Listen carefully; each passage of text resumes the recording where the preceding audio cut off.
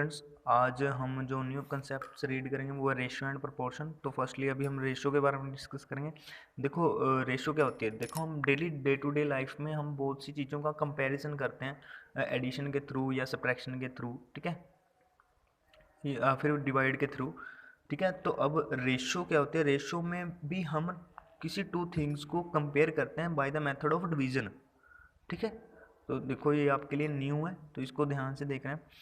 When we compare two similar quantities by division the comparison is called the ratio. जब हम किसी two similar quantities को division के through compare करते हैं तो उसको हम रेशियो बोलते हैं। And it is donated by, ये जो देखो डबल कॉमास में टू डॉट्स हैं, टू डॉट्स अगर हम मैथमेटिकली राइट करते हैं तो टू डॉट्स डालते हैं, रीड करते हैं इसको रेशियो से, ठीक है। या फिर इसको हम क्या रीड करते हैं, इज टू, ठीक है। कहने का मतलब जैसे ये 5/8 है तो इसको हम कहेंगे 5:8। ये जो बीच में टू डॉट्स हैं वो इज टू के हैं, या फिर हम इसको रेशो भी बोल सकते हैं, ठीक है। तो और इसके बारे में अभी कुछ नहीं है, ये सिंपल से फ्रैक्शंस की तरह ही होती है। जैसे हम फ्रैक्शन से डील करते हैं वैसे इससे भी उसी तरह ही डील किया जाता है। देखो, मैं आपको एग्जांपल्स के थ्रू बताता हूँ। जैसे फर्स्ट है कंपेयर द फॉलोइंग रेशियोज। तो कंपेयर करना है रेशियोज़ को, क्योंकि मोस्टली जब रेशियो को हम सीधा डिवीजन के माध्यम में लिखते हैं तो ये फ्रैक्शन ही बन जाती है। जैसे देखो 3:7 एंड 4:9 है, तो 3:7 है उसको मैं 3/7 राइट कर सकता हूँ, 4:9 है तो उसको मैं 4/9 राइट कर सकता हूँ, ठीक है। तो अब इनका क्या करना है, हमने एलसीएम ले लो, 7 और 9 का 63 आ गया, तो हम नीचे दोनों को 63 बनाएंगे।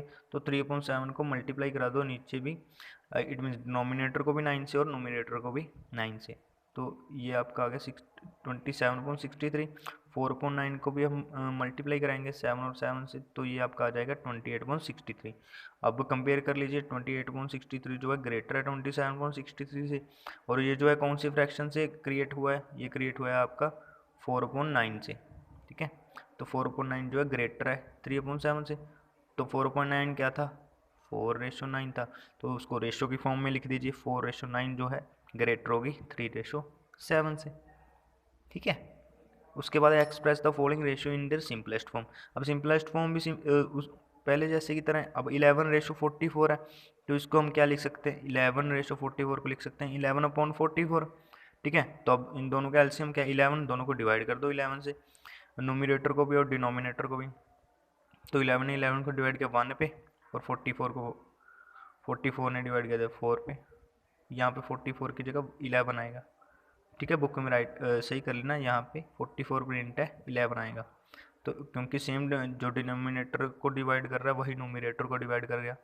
तो अगर 11 को डिवाइड कर रहा है तो नीचे भी 11 से ही डिवाइड होना चाहिए।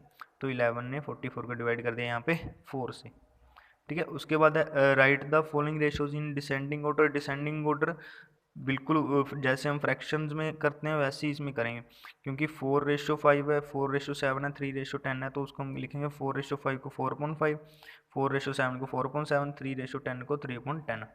तो उसके बाद डिनोमिनेटर्स का एलसीएम लेंगे। डिनोमिनेटर जो है 5, 10 और 7 है, तो सबका एलसीएम 70 आ गया।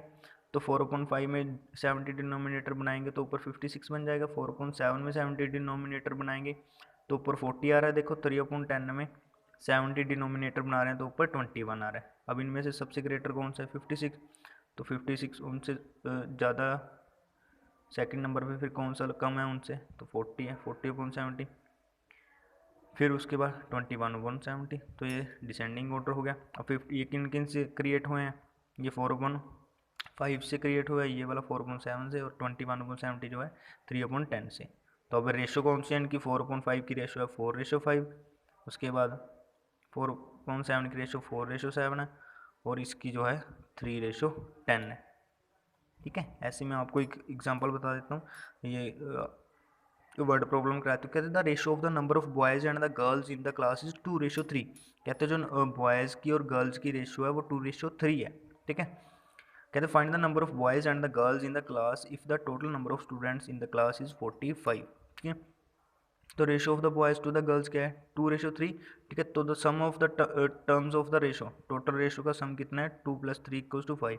जहाँ पे भी आपने ऐसा सम आएगा क्लास के रिलेटेड तो वहाँ पे आपने ऐसे ही, जब भी आपने रेशो में से क्वांटिटी निकालनी है तो सबसे पहले हम ऊपर रेशो रखेंगे, नीचे सम ऑफ रेशो के, जो दोनों रेशोज को प्लस करके आ रहे हैं। तो नंबर ऑफ बॉयज़ है, नंबर ऑफ बॉयज़ की रेशो कितनी है 2, तो ऊपर 2, नीचे सम ऑफ रेशो 2 + 3 प्लस करके क्या है 5, तो डिनोमिनेटर में 5 multiply total number of student तो 45 है।